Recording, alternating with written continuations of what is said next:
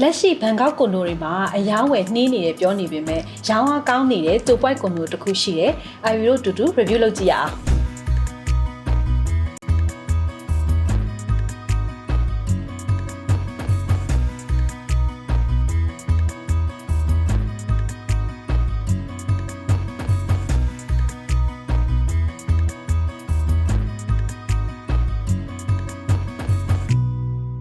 2 point ကွန်ဒိုဝယ်ရဲဆိုတာကလည်းစောက်လုပ်ရေး company background တောက်မှအတွေ့အကြုံရှိတဲ့သူစောက်မှလည်းကိုကယုံကြည်မှုရှိပြီးတော့မျက်စိမိတ်ဝယ်လို့ရမှာလေအခု project ကကြတော့ဒီစောက်လုပ်ရေးမှာဆရာကြီးတစ်ပါးဖြစ်တဲ့ AP ကစောက်မဲ့ကွန်ဒိုလည်းဖြစ်တဲ့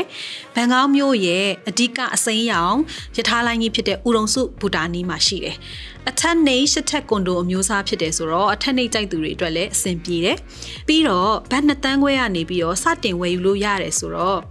မစိုးဘူးလေဒေါင်းပေးမဲ့အနေနဲ့ကလည်း12%ပဲပေးချေထားဖို့လိုတယ်ကျန်တာကကြတော့ကွန်ဒိုဆောက်ပြီးမဲ့2029နှစ်လယ်လောက်မှာဆက်သွင်းသွားရမှာဆိုတော့300-400ဝန်းကျင်လောက်နဲ့ဘန်ကောက် property မှာ invest လုပ်ကြည့်လို့ရတယ်ဒီနေရာကကြတော့လေထိုင်းဆိုရရဲ့ရင်းနှီးမြှုပ်နှံမှုအများဆုံးလုပ်နေတဲ့အရှေ့ဘက်ခြမ်း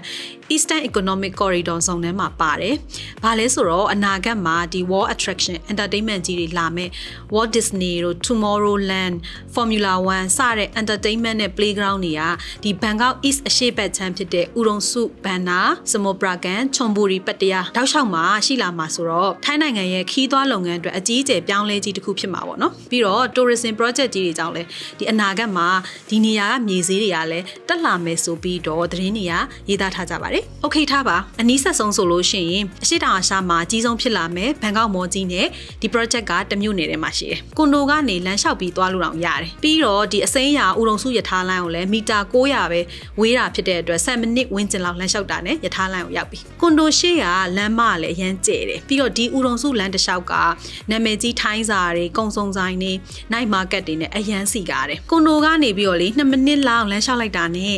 macro wholesale mall ကြီးကိုရောက်မယ်ပြီးတော့ဒီနားမှာဆိုရင်ကျောင်းနေစေးရုံစေးကန်းတွေလည်းရှိတော့နေထိုင်ရတာအတွက်အရန်ဆင်ပြေတယ် location ကတော့ share ပဲဒီ project မှာဆိုလို့ရှိရင်ဒါ8ထပ်တာဝါ6လုံးပါတယ်တာဝါ C နဲ့တာဝါ D ကကြတော့တရိတ်ဆန်လေးတွေချစ်တဲ့သူတွေအတွက်ပေါ့နော်ဒီအသေးချော်ပဲလော်လေးတွေရှိတဲ့ဖေဖေမီမီတို့အတွက်ရွေးချယ်ဝယ်ယူလို့ရတယ်ဒီ showroom မှာဆိုလို့ရှိရင်30 square meter ကျဲတဲ့1 bedroom အခန်း2ခန်းကိုပြပေးထားရတယ်ဒါဆိုရင်တော့အခန်းလေးတွေကိုဆက်ပြီးတော့လေ့လာကြည့်မယ်နော်ဒီ project ကကြတော့ fully fitted အမှာဖြစ်ပါတယ်ဒီအနောက်မှာဆိုလို့ရှိရင် built in kitchen ပါမယ်စီလင်းလည်းအရန်မြင့်တယ်အဲ့တော့ဒီမှာဆိုရင် sliding door ကသူကလူမျိုး3ဆင့်ပေါ့နော်ဖွင့်လို့ရတယ်အဲ့တော့ဒီလို3ဆင့်ဖွင့်လို့ရတဲ့ခါကျတော့အိတ်ခမ်းကလည်းအိတ်ခမ်းနဲ့အိတ်ခမ်းပုံစံကပို့ပြီးတော့ကျယ်တယ်လို့ခံစားရတယ်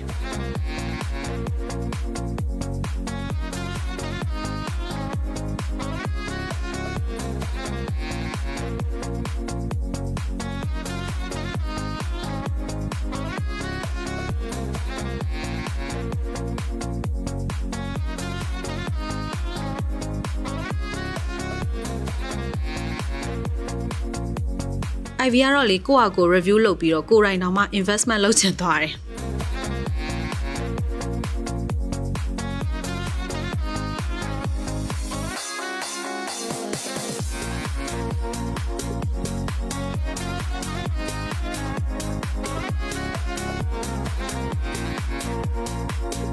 ဆက်လက်ပြီးတော့ IVY ရဲ့ All About Living page ကနေယင်းနှိမ့်မြုပ်နယ်လို့ကောင်းတဲ့ကွန်ဒိုတွေကိုမျှဝေပေးအောင်မှာဖြစ်လို့ page လေးကို like and follow လုပ်ထားပေးနော်